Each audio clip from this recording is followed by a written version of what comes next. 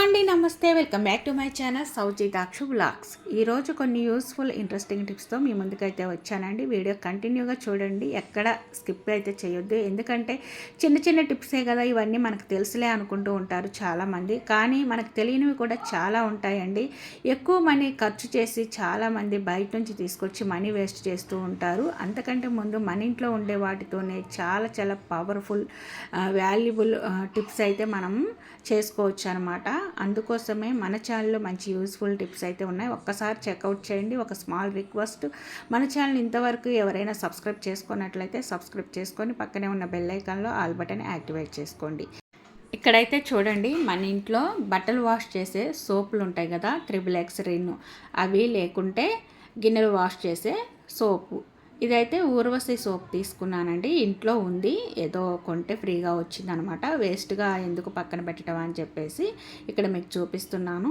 ఇలా మనం గ్రేటర్తో ఇలా తురుముకోవాలండి. ఇందులో హ్యాండ్ వాష్ లిక్విడ్ ఉంటుంది కదా, అది వేసేసుకున్నాను. ఒకవేళ ఇది లేకపోయినా స్కిప్ చేయొచ్చు. ప్రతి ఇంట్లో కూడా పేస్ట్ అయితే ఉంటుంది. మార్నింగ్ లేచిన దగ్గర నుంచి మనం పళ్ళు రుద్దుకుంటూ ఉంటాం కాబట్టి కోల్గేట్, పెప్సోడెంట్, డాబర్ రెడ్ ఇలాంటివి ఉంటాయి కదా. నేనైతే డాబర్ రెడ్ టూత్ పేస్ట్ వేసేసి ఇలా బాగా మిక్సింగ్ అయితే చేసేసుకొని ఒక మాస్క్ అయితే తీసుకున్నానండి. మాస్కులు కూడా ప్రతి ఇంట్లో ఉంటాయి కదా.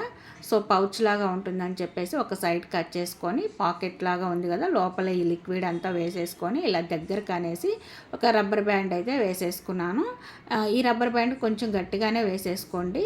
సో ఇప్పుడైతే ఈ మాస్క్కి ఆల్రెడీ ఎలాస్టిక్ ఉంది కదా, ఈ ఎలాస్టిక్ని కట్ చేయకండి. ఇలా మన ఇంట్లో అయితే ఇలా ఉంటుంది కదా, అంటే వెస్టర్న్ బాత్రూమ్ ఉన్న వాళ్ళకి ఎవరైనా సరే ఇలా అయితే ఫ్లష్ ట్యాంక్ ఉంటుంది. లోపల వాటర్ ఇలా మురికిగా ఉండటం, లేకుంటే బ్యాడ్ స్మెల్ రావటం ఉంటుంది. అలాగే బాత్రూంలోకి చిన్న పిల్లలు, పెద్దవాళ్ళు ఎవరు వెళ్ళినా కూడా ఒక బ్యాడ్ స్మెల్ వస్తూ ఉంటుంది. కాబట్టి మనం ఈ ఫ్లష్ ట్యాంక్లో ఒక సైడ్కి ఇలా తగిలించుకున్నట్లయితే చిన్నవాళ్ళైనా పెద్దవాళ్ళైనా బాత్రూంలోకి వెళ్ళినప్పుడు ఈ విధంగా ఫ్లష్ చేసినట్టయితే వాటర్ ఇలా నురగలాగా వస్తుంది. ఆ నురగతో పాటు మంచి స్మెల్ కూడా వస్తుందండి. ఎలాంటి బ్యాడ్ స్మెల్ అయితే ఉండదు. ఒక పాజిటివ్ వైబ్ అయితే ఉంటుంది. బాత్రూమ్ అంటేనే చాలామంది ఇబ్బంది పడిపోతూ ఉంటారు. ఎందుకంటే కొన్ని బాత్రూములు బ్యాడ్ స్మెల్ వస్తూ ఉంటాయి, అస్సలు బాగోవు. సో ఇలాంటివి మనం అప్పుడప్పుడు యూస్ చేయటం వల్ల ఏంటంటే మనం బయట నుంచి మనీ ఖర్చు పెట్టి వేలకు వేలు ఖర్చు పెడతారండి కొన్ని లిక్విడ్స్ కోసము. అలాంటివి కొనుక్కోకుండా ఇంట్లో ఉండే వాటితోనే మనం ఇట్లాంటివి తయారు చేసుకొని యూస్ చేసుకోవచ్చు. ఎప్పుడు కూడా మంచి స్మెల్ వస్తూ ఉంటుంది బాత్రూమ్. మీకు నచ్చినట్లయితే ఒక స్మాల్ లైక్ చేయండి, షేర్ చేయండి. నెక్స్ట్ టిప్ అండి, ఇక్కడ చూడండి, ప్రతి ఇంట్లో అయితే సింక్ ఉంటుంది కదా. ఈ సింక్లో గిన్నెలు కడిగిన తర్వాత సింక్ ఎంత నీట్గా కడిగినప్పటికీ కూడా ట్యాప్స్ ఉంటాయి కదండి, ట్యాప్స్ ఇలా వైట్గా అయిపోతూ ఉంటాయి. అలాగే టైల్స్ కూడా వైట్గా అవుతూ ఉంటాయి. ఎందుకంటే మనం గిన్నెలు కడిగేటప్పుడు లిక్విడ్ కానీ సోప్ కానీ యూస్ చేస్తూ ఉంటాం కదా, ఆ సోప్ మరకలు పడిపోయి ఇలా అవుతూ ఉంటుంది. లేకుంటే ఉప్పు నీళ్ళు వాడినా కూడా ఇలా అవుతూ ఉంటుంది. కాబట్టి మనము ప్రతిరోజు ఈ టిప్ యూస్ చేయకపోయినా వారానికి ఒకసారి ఇలా డీప్ క్లీనింగ్ చేసుకున్నట్లయితే ఈ ట్యాప్స్ మీద ఉన్న వైట్, టైల్స్ మీద ఉన్న వైట్ నీట్గా అయితే పోతుందండి. ఇంట్లో ఉండే వాటితోనే నేను చూపిస్తున్నాను. సాల్ట్ కొద్దిగా వేసేసుకొని Colgate, Dabur red, Pepsodent paste అయితే వేసేసుకొని రెండు మిక్సింగ్ చేసేసుకోండి. ఒక నిమ్మ చెక్క అయితే తీసుకున్నానండి. ఇప్పుడైతే ఈ పేస్ట్ని అప్లై చేసిన తర్వాత ఇది మొత్తం కూడా ఇక్కడ మిక్సింగ్ చేసుకుంటున్నాను కదా, ఇది మొత్తం కూడా అప్లై చేసేసేయండి. ఈ నిమ్మ చెక్కతో బాగా స్క్రబ్బింగ్ అయితే చేసేసేయండి. ఇలా రుద్దటం వల్ల ఏంటో మీకు తేడా తెలుస్తుంది. ముందుగా మీరు చూసినప్పుడు బాగా వైట్గా ఉంది కదా, రుద్దుతూ ఉంటే ఇలా స్టీల్ కలర్లోకి వచ్చేసి తలతల మెరిసిపోతూ ఉంటుందన్నమాట. ఇలా చేంజ్ వచ్చింది అంటే కంపల్సరీగా టైల్స్ కూడా తలతల మెరిసిపోతూ ఉంటాయండి. అంటే ప్రతిరోజు మీకు ఓపుకుంటే రుద్దారనుకోండి ఈ కంప్లీట్గా పోతుందండి ఈ వైట్ అయితే. ఒకవేళ మీరు ఎంతవరకు రుద్దగలమో, ఎప్పుడు మీకు వీలుంటే అప్పుడు చేసుకోగలుగుతామో అనుకున్నట్లయితే వారానికి ఒక్కసారి చేసుకున్నా చాలు. సో ఈ విధంగా మొత్తం రుద్దిన తర్వాత నేను వాటర్తో క్లీన్ చేసి మీకు చూపిస్తున్నాను. చూడండి, మొత్తం క్లీన్ అయిన తర్వాత ఎంత తెల్లగా తలతల మెరిసిపోతాయో అంటే అసలు నమ్మలేరు. ముఖ్యంగా ట్యాప్స్ చూడండి, ఇందాక ఎంత వైట్గా ఉన్నాయో ఇప్పుడైతే స్టీల్ కలర్లోకి వచ్చేసాయి కదా. అయితే ఇవి ఓల్డ్ అనమాట, దాదాపు ఎప్పుడో ఇల్లు కట్టినప్పుడు పెట్టిన ట్యాప్స్ కాబట్టి చాలా పాతవైనా సరే మనము సాల్ట్ పేస్ట్ వేసి రుద్దాం కాబట్టి స్టీల్ కలర్లోకి అయితే వచ్చేసాయి. చూసారు కదా, నేను అప్లై చేసి రుద్దేటప్పుడు కూడా వాటర్ని అప్లై చేశాను. అప్పుడు ఉన్న తేడా ఇప్పుడున్న తేడా ఎలా ఉందనేది గమనించండి మీరు. టైల్స్ కూడా చూసారు కదా. సో మొత్తం ఎండిన తర్వాత కూడా మీకు డిఫరెంట్ అయితే తెలుస్తుందండి. ఈ టిప్ మీకు యూస్ఫుల్ అవుతుంది అనుకున్నట్లయితే కంపల్సరీగా లైక్ చేసి షేర్ చేయండి. నెక్స్ట్ టిప్ అండి, ఇక్కడ చూడండి, ప్రతి ఇంట్లో కూడా క్లక్కర్స్ యూజ్ చేస్తూ ఉంటారు. ఇదైతే ఐరన్ది, ఇవైతే ప్లాస్టిక్ది. అయితే ప్లాస్టిక్ అయినా ఐరన్ అయినా సరే క్లక్కర్కి బ్యాక్ సైడ్ ఈ విధంగా ఇనప సేల్ అయితే ఉంటుంది కదా. చూసారు కదండి, ఈ విధంగా ఉంటాయి కదా. అయితే మనం తలస్నానం చేసినప్పుడు పెట్టుకున్నా లేకుంటే నార్మల్గా మనం పెట్టుకుంటూ ఉన్నా కూడా కొంచెం తుప్పు పట్టినట్టుగా అవుతూ ఉంటాయి. అలాగే ఇయర్ రింగ్స్ కూడా ఈ విధంగా సీళ్ళు ఉంటాయి కదా, అవి కూడా తుప్పు పట్టినట్టుగా అవుతూ ఉంటాయి. మనం పెట్టుకున్నప్పుడు చెవులకి కొంచెం పుండ్లు పడటం, పాచినట్టుగా అవటం జరుగుతుందనమాట. అలాగే ఈ విధంగా సేఫ్టీ పిన్స్ ఉంటాయి కదా, అవి కూడా మనం ఇలా అట్టి పెట్టుకుంటూ ఉంటాం కదా, అన్నీ ఒక దాంట్లో వేయటం వల్ల ఎంత కొత్తవి అయినా సరే తుప్పు పట్టిపోయి కలర్ చేంజ్ అయిపోతూ ఉంటాయి. అలా కాకుండా ఇవన్నీ కూడా మీరు దేనికైతే కొంచెం ఐరన్ ఉందనుకుంటారో, ఇయర్ రింగ్స్, క్లక్కర్స్ ఏవైనా సరే ఇట్లా ఒక డబ్బాలో వేసేసుకొని ఫేస్ పౌడర్ ఉంటుంది కదా, అది కొంచెం ఈ విధంగా వేసేసి మొత్తం కూడా ఈ డబ్బా మూత క్లోజ్ చేసేసి బాగా షేక్ చేసేయండి. మనం అప్లై చేయాల్సిన అవసరం లేకుండానే ఇదంతా కూడా మొత్తం అప్లై అయిపోతుందండి. ఇప్పుడైతే మూత ఓపెన్ చేసి మీకు చూపిస్తాను. అసలు మీరు నమ్మటానికి వీలు లేకుండా మొత్తం వైట్గా అయిపోతూ ఉంటుంది. అయితే మనం పెట్టుకునేటప్పుడు ఇది కొంచెం ఇలా తుడిచేసి ఇయర్ రింగ్స్ పెట్టుకోవచ్చు. ఈ క్లక్కర్స్ కూడా అంతే యూజ్ చేసుకోవచ్చు.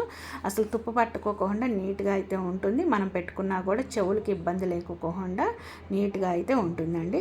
సో ప్రతి ఒక్కరికి ఈ టిప్పు బాగా యూస్ఫుల్ అవుతుంది. ఎందుకంటే ఆడవాళ్ళ అనిన తర్వాత అన్నీ ఉంటాయి కాబట్టి ఇంట్లో ప్రతి ఒక్కరూ కూడా ఇలా ఒక్కసారి డబ్బాలో వాటర్ వేసుకుంటే చాలండి. మనం పెట్టుకొని తీసి డైరెక్ట్గా ఈ డబ్బాలో వేసేసుకొని షేక్ చేయొచ్చు. ఈ టిప్ నచ్చితే లైక్ చేయండి, షేర్ చేయండి.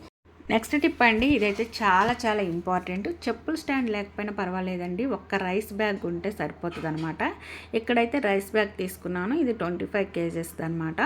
అయితే దీనికన్నా పెద్దది ఉన్నా పర్వాలేదు, పెద్ద స్టాండ్ అయితే రెడీ అవుతుంది. అంటే స్టాండ్ అంటే అది ఎలా అనేది మీకు చూపిస్తాను. సో ఇక్కడైతే మీరు చూడండి, కింద వైపు కొంచెం ఇలా ఫోల్డింగ్ చేసి స్టిచ్చింగ్ చేయడం వల్ల మడతలాగా పడింది కాబట్టి ఇదైతే కింద మనం ముందుగా అయితే కట్ చేసేసుకుందాము. ఎందుకంటే 4 వైపులు సమానంగా ఉండేటట్టుగా చూసుకోవాలి కదా. ఆల్రెడీ ఒక సైడు ఓపెన్ అయితే ఉంటుంది, ఇప్పుడు రెండో సైడు ఓపెన్ పెట్టుకున్నాము. ఇప్పుడైతే సమానంగా చేసేసుకొని ఇటు 2 వైపులా కట్ చేసుకుంటే 4 వైపులు ఓపెన్గా ఉండేసి ఏ మడత అంటే ఏ పొరకి ఆ పొర సపరేట్ అవుతుందన్నమాట. అయితే ఇలా సపరేట్ అయిన దాన్ని మనం చెప్పుల స్టాండ్ లాగా తయారు చేసుకోవాలి ఏంటి అనేది క్లారిటీగా మీకు తెలియాలి అంటే స్కిప్ చేయకుండా లాస్ట్ వరకు అయితే చూడండి. చూసారు కదండి, ఏ పొరక ఆ పొర సపరేట్ అయితే అయింది కదా. ఇప్పుడు ఇది ఎలా ఉందో అలానే పెట్టేసేసి ఈ విధంగా కింద మళ్ళీ ఇలా అక్కడక్కడ అడ్డంగా ఒక 3 స్టిచ్చెస్ వేసుకొని మిడిల్లో నిలువుగా స్టిచ్చెస్ నేను చూపిస్తున్నట్లుగా వేసేసుకోవాలి. ఇటు సైడ్ అటు సైడ్ కూడా ఫోల్డింగ్ చేసి స్టిచ్చింగ్ చేసుకోవచ్చు. మనం కట్ చేసాం కదా, ఆ పీస్నే ఈ విధంగా పెట్టి స్టిచ్చింగ్ చేసేసుకోవచ్చు. అయితే చేతితో కుట్టుకోవచ్చు, మిషన్ మీద కుట్టుకోవచ్చు అండి. నేనైతే మిషన్ మీద కుట్టి మీకు చూపిస్తున్నాను. చూసారు కదా, చుట్టూ ఊడిపోకుండా ఫోల్డింగ్ చేసి కుట్టేశాను. అలాగే మిడిల్లో నిలువుగా ఒక స్టిచ్చింగ్ వేసేసి మళ్ళీ అడ్డంగా ఒక 4 స్టిచ్చెస్ అయితే వేసేసాను. చూసారు కదా, ఫోల్డింగ్ చేసి స్టిచ్చింగ్ చేయడం వల్ల నీట్గా ఉంది. కట్ చేసిన పీస్నే ఇలా పైన మనం పట్టుకోవడానికి వీలుగా పెట్టి స్టిచ్చింగ్ చేసేసాను. అయితే మన ఇంట్లో చిన్నపిల్లలైనా పెద్దవాళ్ళైనా ఎక్కువగా ఇప్పుడైతే ఒక పాపకే 4-5 జతలు చెప్పులు ఉంటున్నాయండి. అయితే పెద్దవాళ్ళే పెట్టుకోవడానికి పెద్ద సైజ్ బ్యాగ్ చూసి స్టిచ్చింగ్ చేసేసుకోండి. చిన్నపిల్లలు అయితే ఇప్పుడు నేను పెట్టి చూపిస్తున్నానండి. సో మా బాబు కొంచెం చిన్న సైజు ఉంటాయి, పెద్ద సైజు ఉంటాయి. షూస్ అయితే పట్టట్లేదు కాబట్టి చెప్పులు మాత్రమే పెట్టి మీకు చూపిస్తున్నాను. మా పాప షూస్ చెప్పులు పెట్టేశానండి, మొత్తం సరిపోయాయి. ఇంకా మా పెద్దవాళ్ళే మాత్రం ఇంకొక బ్యాగ్ స్టిచ్చింగ్ చేసి మీకు పెట్టి చూపిస్తాను. సో ఇప్పుడు ఈ విధంగా పెట్టుకోవడం వల్ల వర్షం అయినా ఎండ అయినా అస్సలు తడవు అనమాట. మనం తీసుకోవడానికి పెట్టుకోవడానికి వీలుగా అయితే ఉంటుంది. సైడ్లో పెట్టేసాం అనమాట, అటు ఇటు అస్సలు కదలవు. మధ్యలో స్టిచ్చింగ్ అయితే వేసేసి ఇలా ఒక మేకుకి తగిలించుకున్నానండి. సో ఈ వీడియో మీకు నచ్చినట్లయితే లైక్ చేయండి, ఫ్రెండ్స్ అండ్ ఫ్యామిలీ మెంబర్స్కి షేర్ చేయండి. ఫస్ట్ టైం మన ఛానల్ ఎవరైనా కొత్త వాళ్ళు చూస్తున్నట్లయితే సబ్స్క్రైబ్ చేసుకోండి. పక్కనే ఉన్న బెల్ ఐకాన్లో ఆల్ బటన్ యాక్టివేట్ చేసుకోండి. నేను వీడియోస్ అప్లోడ్ చేయగానే ప్రతిదీ నోటిఫికేషన్ నోటిఫికేషన్ రూపంలో మీ ముందుకైతే వస్తుంది. మీరు మిస్ అవ్వకుండా ఉంటారు. Don't forget my channel. By by, take care, thanks for watching.